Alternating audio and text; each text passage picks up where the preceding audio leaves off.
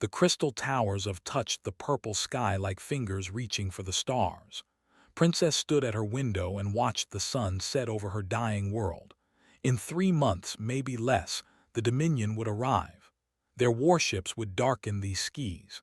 Their soldiers would burn these beautiful cities, and there was nothing her people could do to stop them. They were an ancient race. Their silver skin and violet eyes had watched empires rise and fall across 10,000 years. They were scholars, artists, and philosophers. They were not warriors, and now that weakness would destroy them. Her mother, Empress, had tried everything. She had begged the Galactic Council for help. She had offered money, technology, and ancient knowledge. Nothing worked. The other races were too afraid of to intervene. Then Earth answered. The humans were strange creatures. They had joined galactic society only 300 years ago, crawling out from their small blue planet with primitive ships and impossible dreams. Everyone had laughed at them at first. They were weak, short-lived, and emotional. They had no natural weapons, no special abilities, and no ancient wisdom. But then the Helix War happened. 3 powerful races united to destroy humanity. They sent their greatest fleets and their strongest warriors. They expected an easy victory. They were wrong. The humans fought like nothing the galaxy had ever seen. They were creative, adaptable, and absolutely refused to die. When their ships were destroyed, they built new ones. When their soldiers fell, more took their place. They turned every loss into a lesson and every defeat into a future victory. After 8 years of brutal war, humanity stood alone among the ruins of their enemies.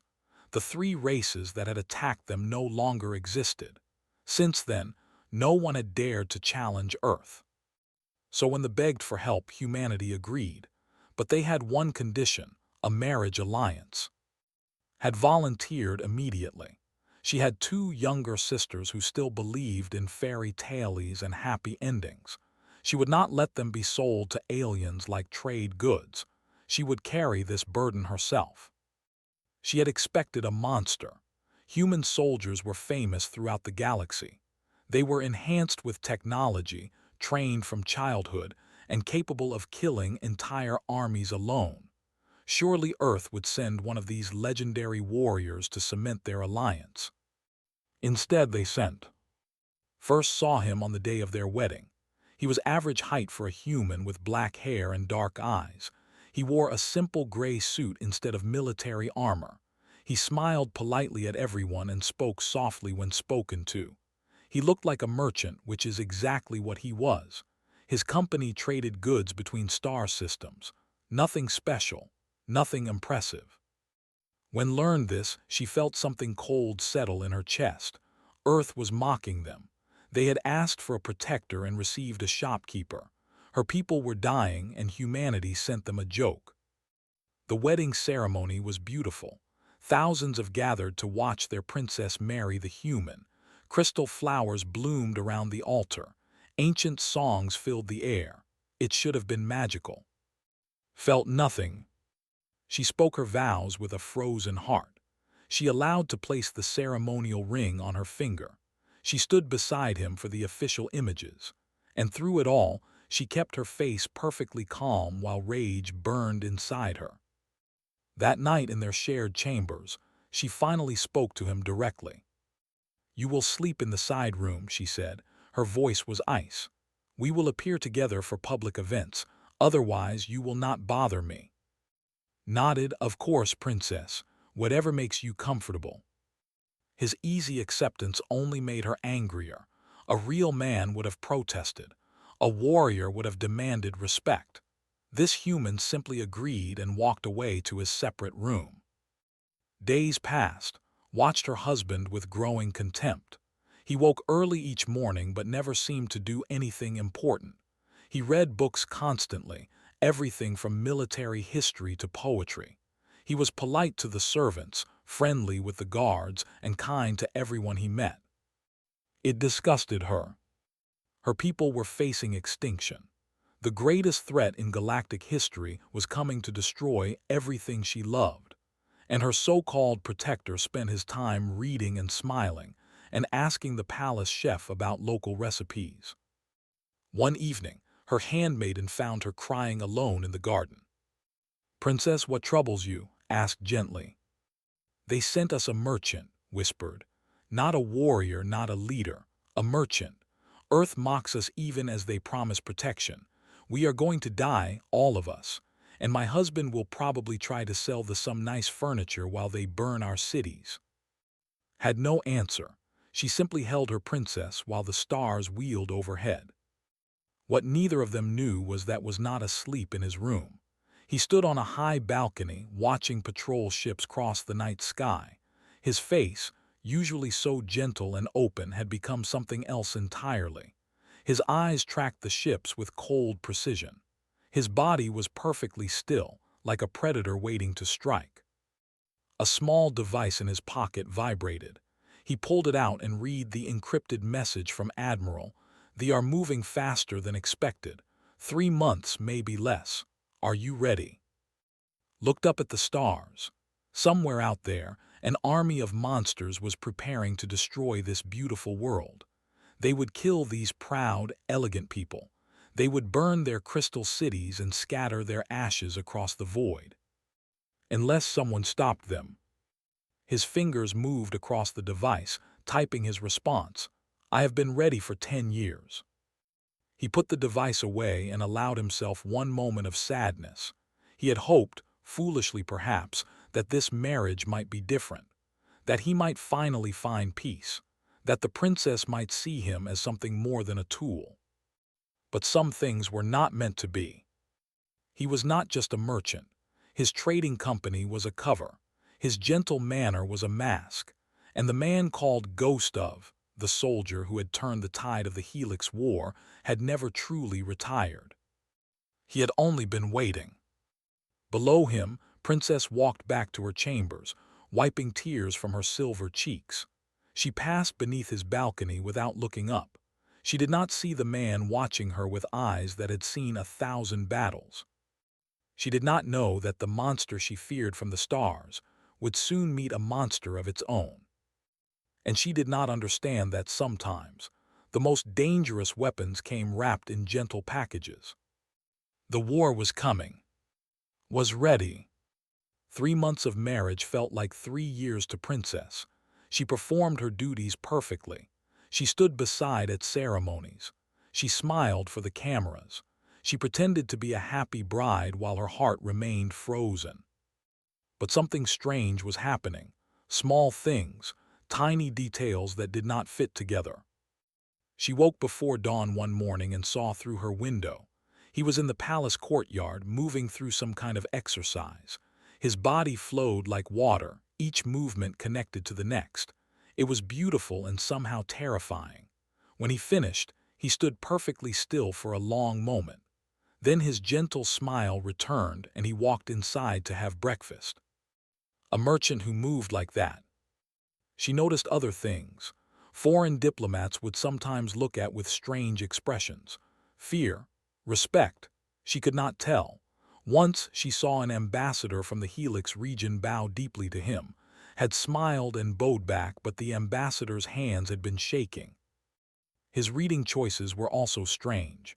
Military tactics, fleet formations, the history of famous battles. She found a book in his room titled Psychological Warfare and Extended Campaigns. What kind of trader needed such knowledge? She began watching him more carefully. Then the attack happened. A raiding party struck one of his farming colonies. 3,000 people lived there, growing food for the. They had only a small defense fleet. When they arrived, it was a massacre. Prince's younger brother demanded permission to lead a rescue mission. He was young and brave and foolish. Empress refused. Went anyway. Stood in the command center with her mother, watching the battle unfold on holographic displays. Blue dots were ships, red dots were raiders. There were so many red dots. Fleet fought bravely.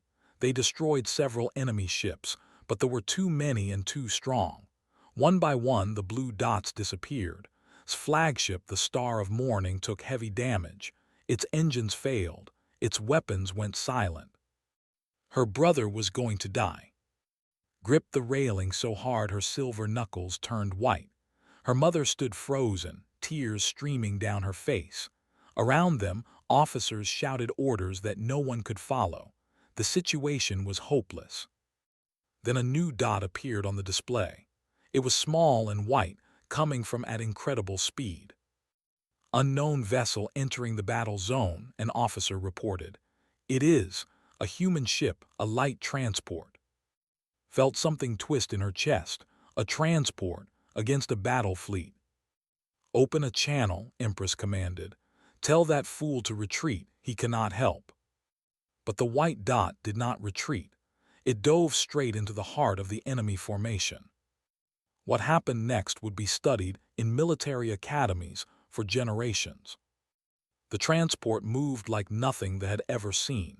It danced between enemy fire, spinning and turning in ways that should have torn it apart. Every movement was perfect. Every decision came at exactly the right moment. And it was not just defending itself, it was hunting. The first warship exploded in a ball of fire, then the second, then the third. The transport wove through the enemy fleet like a needle through cloth, and everywhere it passed, ships died. A voice crackled over the command center speakers. It was calm, almost gentle, giving tactical orders to the scattered fleet. Star of Morning, cut your remaining engines and vent your atmosphere. They will think you are dead. Silver Lance, form up behind me. We are going to punch through their left flank. All other ships, target their command vessel when I give the signal. Recognized that voice. Her husband. The ships obeyed without question.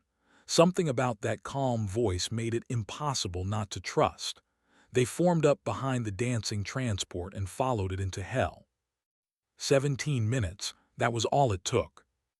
In 17 minutes, destroyed 9 warships and crippled their command vessel. The remaining raiders fled into hyperspace. The colony was saved. Prince was alive. The command center erupted in cheers. Officers embraced each other. Empress sank into her chair, sobbing with relief. Stood perfectly still. Who was she married to? 3 hours later, the rescue fleet returned home, pushed through the crowds at the landing platform. She needed to see. She needed to understand. She found her brother first, was kneeling on the ground before, his head bowed. You saved my life, said. His voice was shaking. You saved all of us. I have studied warfare my entire life, human. What you did was impossible. No one should be able to fly like that. No one should be able to fight like that. Looked deeply uncomfortable. Please stand, Your Highness. I only did what anyone would do. No, finally raised his head. His eyes were wide with something close to worship. No one else could have done that. Tell me the truth. Who are you? Did not answer. He simply helped the prince to his feet and bowed politely. Stepped forward. The crowd parted before her, sensing the tension in the air. She stopped in front of her husband and stared at him with new eyes. The gentle merchant was gone. In his place stood someone else. Someone whose calm smile now looked like a mask. Someone whose soft voice had commanded a fleet. Someone who had just killed hundreds of enemies as easily as breathing.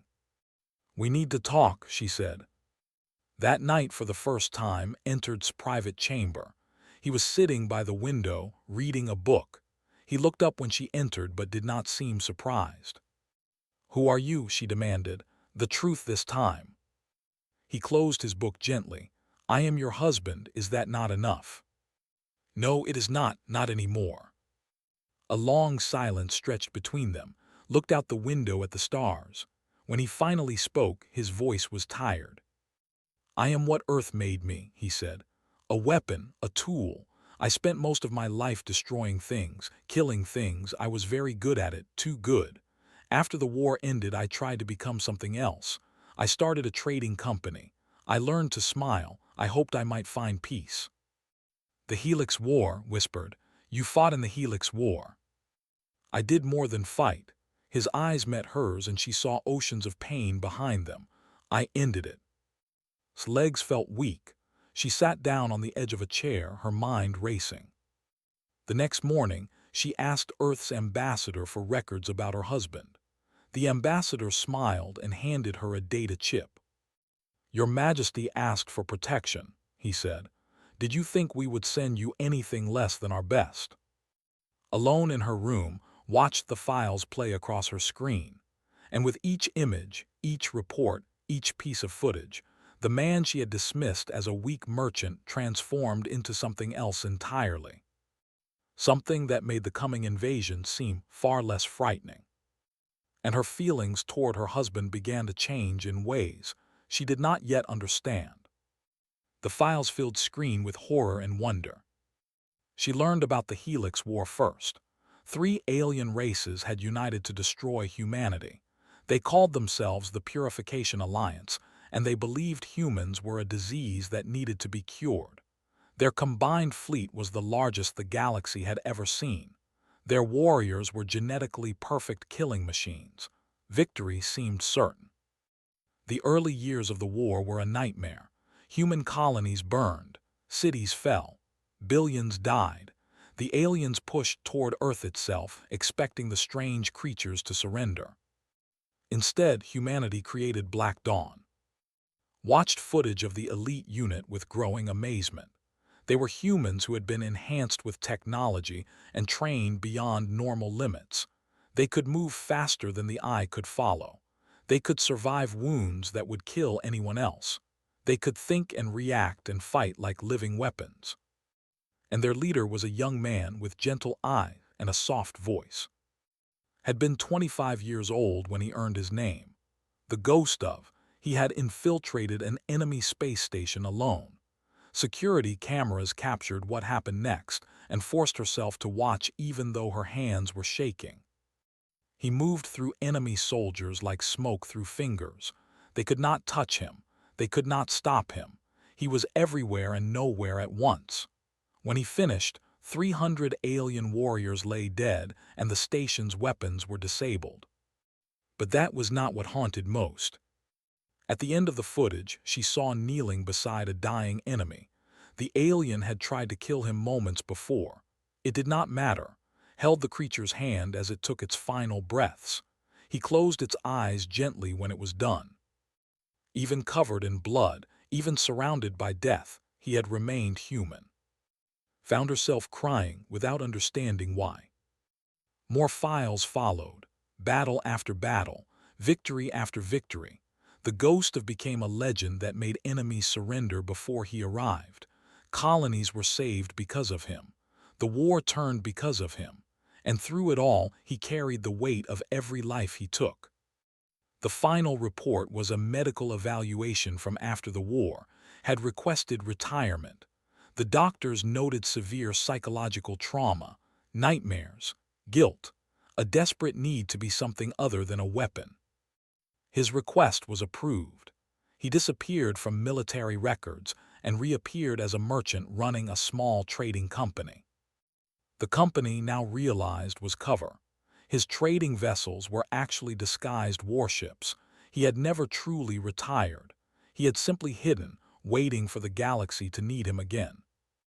And then they had called for help, and Earth had sent their greatest warrior disguised as their humblest citizen. Closed the file and sat alone in the darkness for a long time.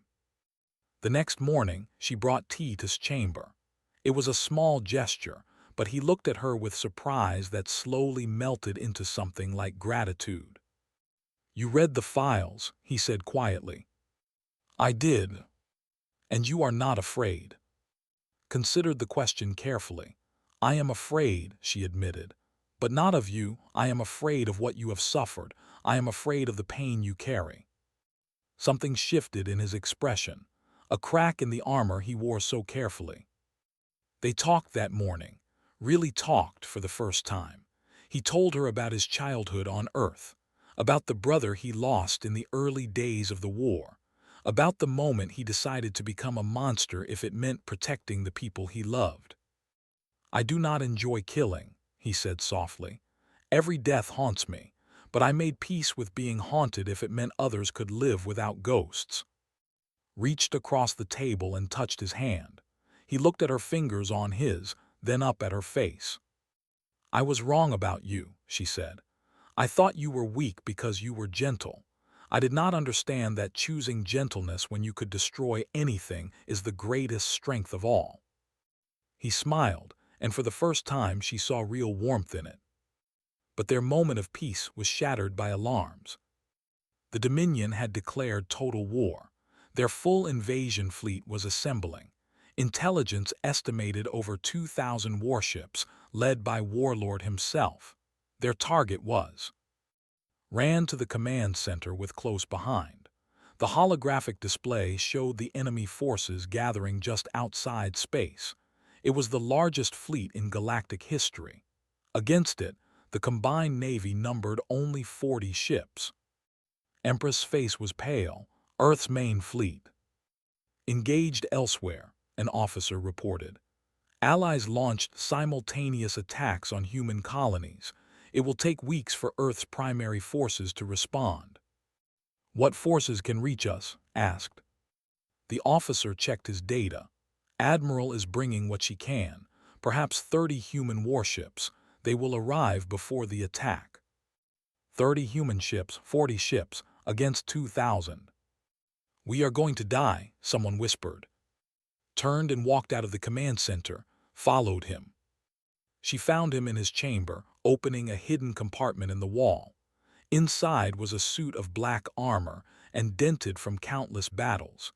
He ran his fingers over the marks, his face unreadable. Your old armor said. Yes. He pulled out the suit and began checking its systems. His movements were automatic, practiced over years of war. I received a message this morning, he said without looking up. I have been reactivated. Earth wants their ghost back. Felt cold despite the warm air. You are going to fight. Someone has to. Against 2,000 ships, that is not fighting, that is dying. He finally looked at her. In his eyes, she saw fear. Not fear of death, but fear of becoming what he used to be. Fear of losing the peaceful man he had tried so hard to become. I have to try, he said. Your people welcomed me into their home. Your brother calls me family now. Your mother looks at me with hope instead of contempt. He paused. And you brought me tea this morning. Moved closer. She took his hand, the one that had killed thousands, and held it gently. Come back to me, she whispered. He stared at her. Something passed between them, something neither had expected when this marriage began. I will try, he said. 3 days later, the fleet emerged from hyperspace. 2,000 warships formed a wall of metal and death that stretched across the sky. Aboard his massive flagship, Warlord watched grow larger on his screens. One human fleet against my armada, he laughed. This will be a massacre. His advisor shifted nervously. My lord, there is something you should know. Intelligence reports indicate the human called the ghost of his present. Laughter stopped. The temperature in the room seemed to drop. What did you say? The ghost, he is here. Stared at his advisor for a long moment. Then he turned back to the screen, and his jaw tightened. It changes nothing, he said, but his voice was less certain than before. No one man can stop an armada, ready the fleet for attack. Far below, on the surface watched the sky darken with enemy ships. Beside her, a single human destroyer rose toward the coming storm. Inside that ship, put on his armor for the first time in 10 years. His gentle smile faded. His soft eyes hardened. The ghost was going to war. The battle began badly. Admiral's fleet of 30 human ships arrived just as the attack started. Combined with 40 warships, they faced over 2,000 enemies. The numbers were impossible. Everyone knew it. Took command of the human forces from his destroyer, the Silent Wind. His voice came through every speaker, calm and steady. All ships, this is Ghost. We cannot win through strength. We must win through will. Follow my lead, stay alive, and make them pay for every inch. The first wave of ships crashed against their defense like an ocean against rocks. Energy beams lit up the darkness of space. Explosions bloomed like flowers of death. Ships on both sides broke apart and scattered into burning debris. The Allied fleet was pushed back immediately. 5 ships died in the first 3 minutes. 2 human destroyers followed soon after. They had too many guns, too many ships, too much of everything. But something strange began happening. Ship moved through the chaos like a dancer. He called out targets and formations. He predicted enemy movements before they happened. The Allied ships began working together in ways they never had before, following his instructions without question. A commander ordered his squadron to flank the human position, had already moved ships to intercept. An enemy carrier tried to launch fighters. The silent wind destroyed its launch bays with surgical precision. It was not enough to win, but it was enough to survive. And every minute the Allied fleet survived was a minute they were not destroying. Watched from the palace command center, her hands gripped together so tightly they hurt. The holographic display showed the battle in terrible detail. She watched blue and white dots fight against an endless red tide. She watched ships die, both enemy and friend. And through it all, she watched one white dot move through the carnage like nothing she had ever seen. Her husband was performing miracles. "The human is buying us time," her mother said quietly. "But time for what? There is no rescue coming, no fleet that can save us." An officer turned from his station. "Your Majesty, the flagship is moving forward. They are targeting the palace directly." The main display shifted to show Warlord's massive vessel pushing through the battle. It was the size of a small moon, bristling with weapons. Its shields could withstand an entire fleet's fire. Nothing in the Allied forces could stop it. "Planetary defense systems are targeting the flagship," another officer reported. "But our weapons cannot penetrate its shields." The flagship opened fire. A beam of pure energy lanced down toward. The palace shields flickered and groaned. Another shot would break through. Then the silent wind appeared. Its destroyer raced toward the flagship at impossible speed. The ship twisted and rolled, avoiding defensive fire that should have torn it apart. In the command center, officers watched with their mouths open. The silent wind crashed into the flagship's hull. Not an explosion, a controlled impact. The destroyer had rammed the enemy vessel, its armored nose punching through the outer layers of the flagship's metal skin. "He is boarding," someone whispered. "Alone, he is boarding the flagship alone." Warlord had made a mistake. His flagship's internal cameras were broadcasting to his entire fleet. It was supposed to show the glory of their victory. Instead, it showed something else entirely. It showed a single human walking through the corridors of the ship. There were massive creatures, 8 feet tall, covered in natural armor with claws that could tear through steel. Each one was a warrior bred for violence, trained since birth to kill. There were thousands of them aboard the flagship. They attacked the intruder in waves. Watched the broadcast with tears streaming down her face. She watched her husband fight like nothing she had ever imagined. He did not move like a person. He moved like a force of nature. His body flowed around attacks that should have killed him. His hands struck with precision that understanding. He did not waste a single motion. Every step brought him closer to the bridge. Every action served a purpose. They threw everything at him. Elite guards, heavy weapons, traps and ambushes. Nothing worked. He adapted to every threat, overcame every obstacle, and kept moving forward. The broadcast spread across the galaxy. Billions of beings on thousands of worlds watched a single human walk through an army. They watched him take wounds that would kill any normal person and keep fighting. They watched him refuse to fall when he should have died 100 times over. This was what humanity had hidden beneath their gentle smiles and peaceful words. This was what the galaxy had forgotten since the Helix War. This was what happened when you threatened what a human loved. They became something more than mortal. Reached the bridge. The massive doors blocked his path. He placed his hand against the metal, closed his eyes for a moment, then punched through 3 inches of reinforced steel. Warlord waited inside. The leader was enormous, even by his species standards. His body was covered in ceremonial armor and trophies from conquered worlds.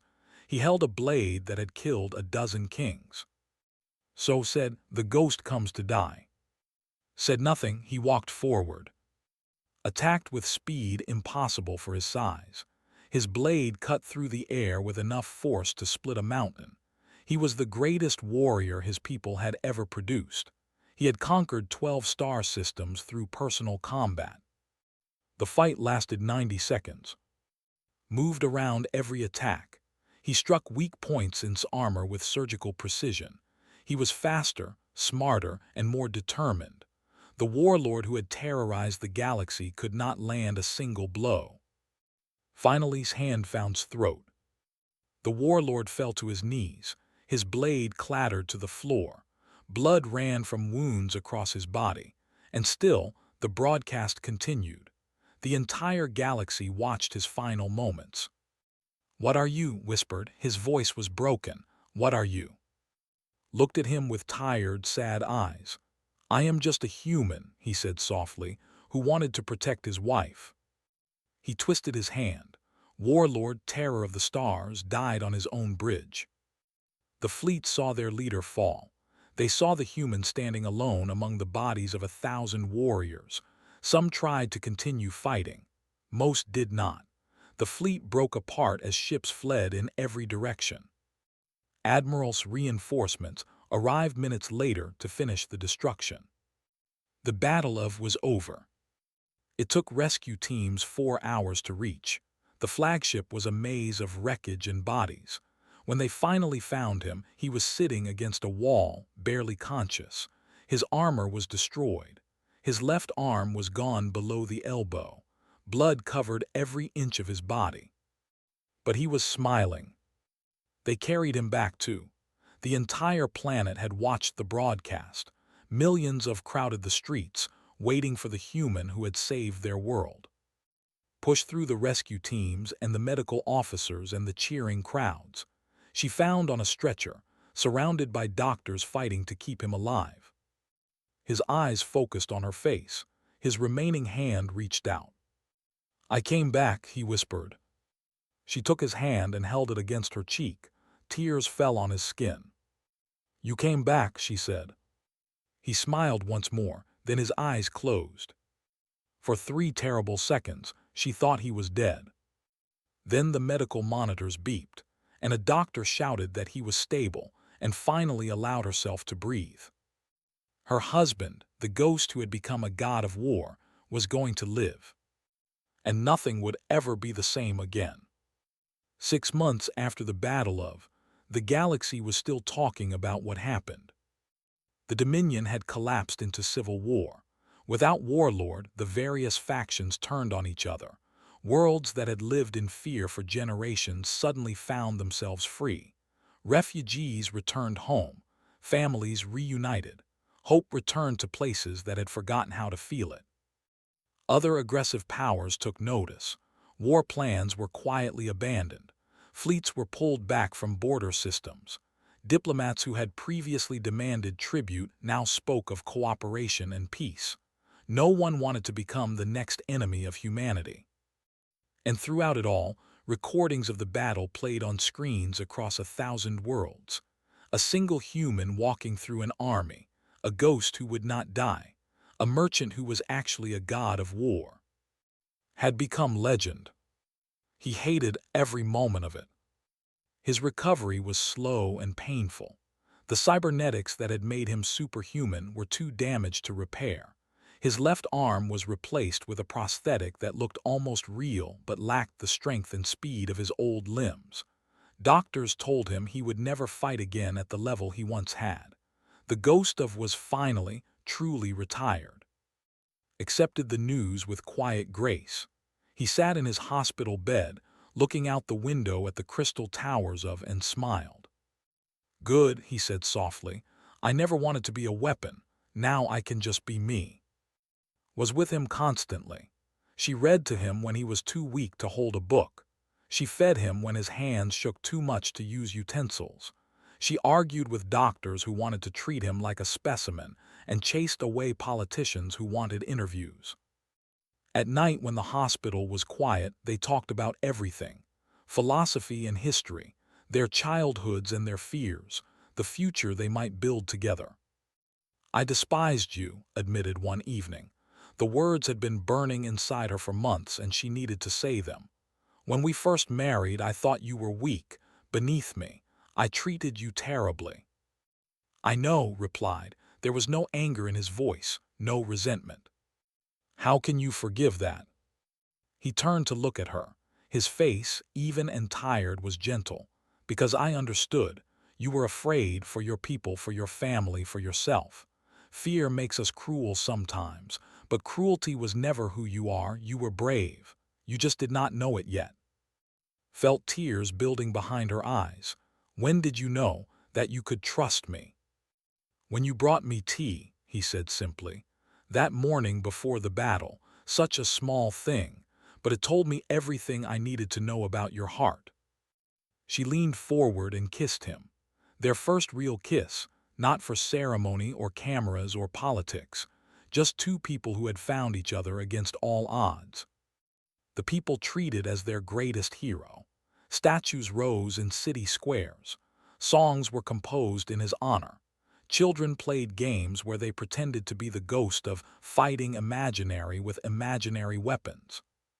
Found all of it deeply uncomfortable. He attended the ceremonies because asked him to, but he always looked like he wanted to disappear. "They worship a killer," he told her quietly one night. "I ended thousands of lives on that ship.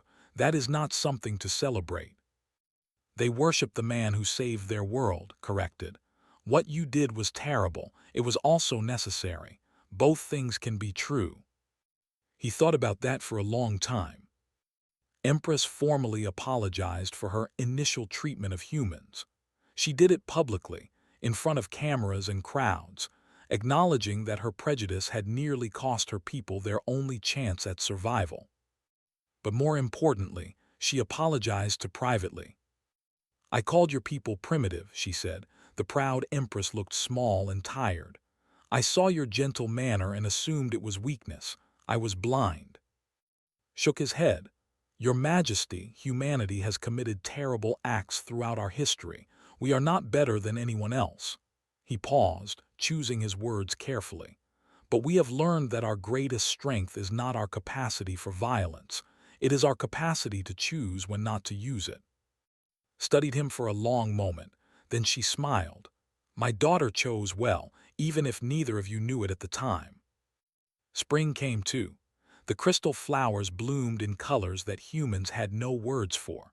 Life returned to normal, or as normal as it could be after such events. And held a second wedding ceremony. This time, there were no political calculations or cold duty. Just two people who loved each other, surrounded by family and friends who wished them well. Wrote her own vows. "I married you for obligation," she said, her voice steady despite the emotions swelling in her chest. "I expected a nobody, a placeholder in a political arrangement. Instead, I found a man who had seen the worst of himself and chose to seek the best. A man who could have been a god of war but wanted only to be human. The galaxy calls you a weapon. I call you my husband. And I am no longer bound by obligation, only by love." Cried. The legendary ghost of who had walked through an army without showing fear, wept openly at his wife's words. His vows were simpler. "I spent my life destroying things. You taught me to build, thank you." 1 year after the battle, they stood on the balcony where had once received his reactivation orders. The night was peaceful. Stars glittered overhead like scattered diamonds. Somewhere in the palace below, a baby was sleeping in a nursery decorated with crystal flowers. Their daughter, born 2 months ago, named which meant flower in ancestral language. leaned against her husband's shoulder. "Do you ever miss it, the fighting?" Considered the question seriously as he always did. "No, I miss the certainty sometimes. In battle, everything is clear. You know who your enemies are, you know what you must do. But this," he gestured at the peaceful city below, at the nursery window where their daughter slept, at the woman beside him. "This is harder and better." A small ship descended through the clouds. Admiral was visiting, bringing gifts and news of galactic peace. She would stay for a week, playing with baby and telling war stories that found embarrassing. Smiled, "She spoils our daughter terribly." "Someone has to." They stood together in comfortable silence, watching their old friend's ship land in the palace courtyard. Servants rushed to greet the admiral. Somewhere, a bell chimed the evening hour. Thought about all the battles, all the death, all the years of running from what he was, and he realized he had finally found what he was searching for. Not glory, not redemption. Just peace and someone to share it with. Below them, Admiral looked up and waved back, put his arm around his wife and let himself feel something he had almost forgotten was possible. Happiness. The galaxy would remember the ghost of forever. The songs would be sung. The statues would stand. The story of the human who became a god of war would be told to children on worlds he would never visit. But did not care about any of that. He cared about the woman beside him. He cared about the daughter sleeping in the nursery. He cared about the quiet moments between battles, the small kindnesses that made life worth living, the simple joy of being human. The war was over. The monster had become a man again. And they lived, if not happily ever after, then at least happily enough. Which is all anyone can truly ask for.